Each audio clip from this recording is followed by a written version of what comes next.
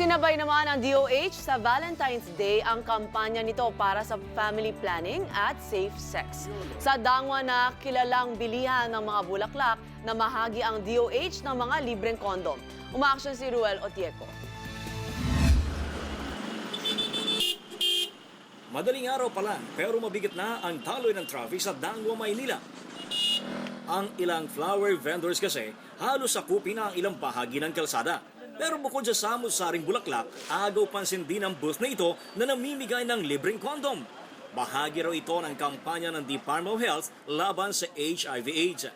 Tahimik lang kaming sa aming kampanya sa Department of Health para manatiling mataas ang kaalaman ng mga kababayan natin sa HIV. Kasi tumataas yun, nagbibigay muna kami ng impormasyon at naubos yung aming pinamimigay na protection.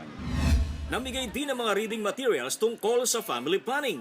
Tinapatan naman niya ng mga candy na may kasamang mga paalala at mga biblical quotations ng grupong Pro-Life at Love Life Philippines.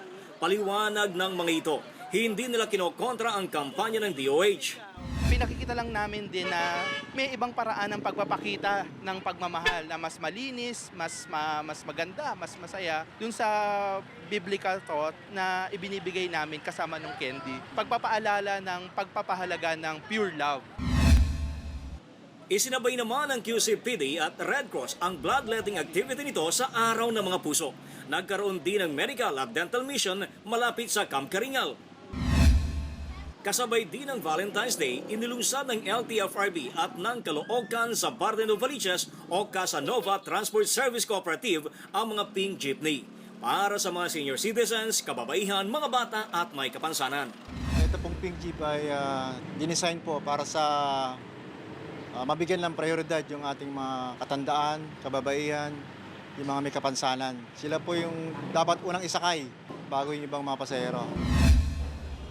Noong Sabado naman, uminit ang ulo ng mga commuters ng LRT Line 2. Isang oras kasing pinahinto ang tren nito na papuntang Santolan dahil sa sumabit na Valentine balloons sa linya nito. Umaaksyon, Ruel Otieco, News 5.